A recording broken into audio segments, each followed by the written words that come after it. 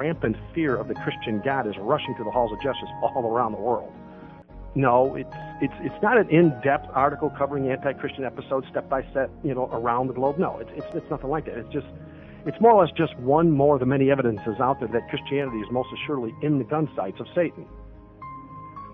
This fear is real, and there is a reason for it.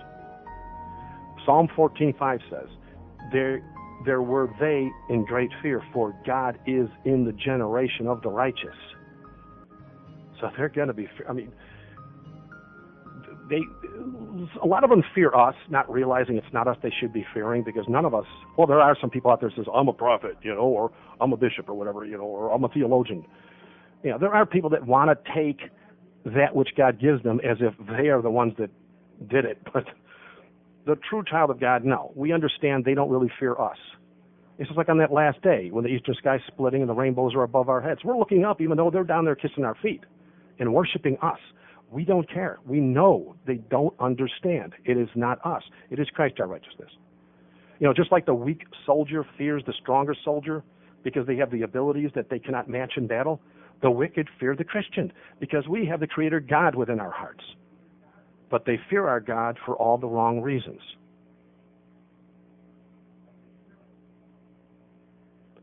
For it is also written in Proverbs chapter 1, verse 7, the fear of the Lord is the beginning of knowledge, but fools despise wisdom and instruction.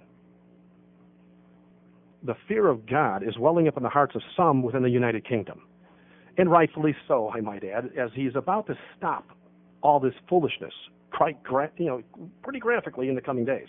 In the article, it states this, and this is from WorldNet Daily, January 20th, 2010, under their Faith Under Fire section, and its article titled, Dump Christian Crosses, but Keep Muslim Hijabs, or Hijabs, they call it. It says, a case has been launched in the Court of Appeal for Great Britain over a rule imposed by British Airways on employees allowing Muslims to wear a hijab, Jews to wear skull caps, Sikhs to wear religious bracelets, but banning a Christian woman from wearing a tiny silver cross necklace. The airline argued that wearing the cross was the Weda's choice, I guess that's the woman's name, but it is not required of her Christian faith. The tribunal's opinion said other symbols such as turbans and bangles cannot be concealed and so are allowed. All right? Now, as we can see, the excuse offered up by the airlines was the cross is not required of a Christian faith. Yes, that's 100% unequivocally, absolutely true. But at the same time, that is nothing more than a silly response fabricated by those that have no clue as to what some people hope to proclaim by wearing crosses. Now, don't get me wrong here. I do not condone wearing crosses or any religious items on the body, in the home, or on the church buildings in any way, shape, or form, because it does, in fact, lead to idolatry. This is boldly illustrated by the faith of the Roman Catholic Church with all their strange religiosities. The fact the woman is claiming Christ as Lord of all is what really scares them here. It's not that cross. Right? Truth is, if she was wearing, let's say, any religious icon, as long as it's not considered Christian in any way, shape, or form, they're okay with it. So, yes, the cross is not how we as Christians should share our faith. Truth be known, it's a morbid symbol, to say the least. Rome has glorified the most torturous method of execution known to man by demanding the wearing of such items upon the people she controls over the centuries. It's no more than a constant reminder to those they persecute that they have the power to kill you. This is boldly illustrated best within the one and only Catholic Church, wherein they have a dead Jesus hanging on that cross, where all the other churches have an empty cross. To put this into perspective, imagine if Jesus came to earth to share his truth in our day, and we killed him on an electric chair. Would people be wearing electric chairs around their necks 2,000 years from now? Sounds pretty morbid, right? It's not the cross that saves the soul. It's who died on that cross that saves the soul. Hebrews chapter 2, verse 9 says, but we see Jesus, who was made a little lower than the angels for the suffering of death, crowned with glory and honor, and he, by the grace of God, should taste death for every man. And then 2 Timothy 1:10 says Jesus actually abolished death and hath brought life and immortality to light through the gospel. Jesus said, it's our fruits that makes our faith known to man, not the outward displaying of religious icons upon the body. If it was that easy to be considered holy, why did Jesus rebuke the leaders of the church 2,000 years ago? The people looked upon them, like the Pharisees and Sadducees and scribes, they looked upon them as if they were holy men, and mostly because they dressed the part.